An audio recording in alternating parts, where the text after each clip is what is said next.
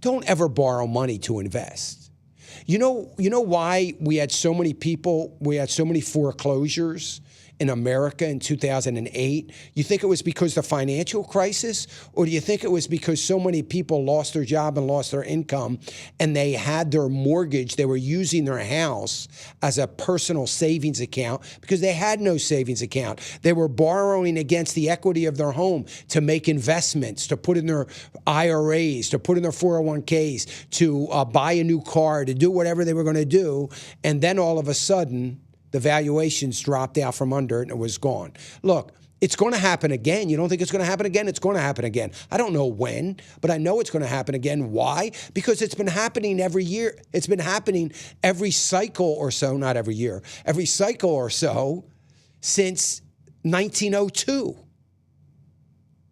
It's been happening. It's going to always happen. There's always going to be. This run that we're having in the market, it's a wonderful thing. I'm very optimistic. I love it. I'm talking very optimistically about it. Trust me.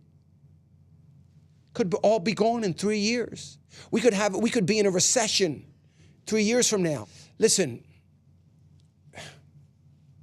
being a good steward of what you're doing with God's money is not just being biblically responsible. It's about using some of your common sense.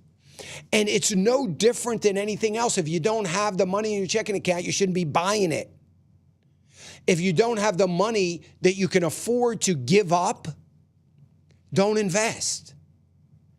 You got to be able, because ultimately, particularly if you have a family, ultimately you've got to be able to survive the worst case scenario. We've got to have some wisdom in our stewardship. It's not good enough to just be biblically responsible.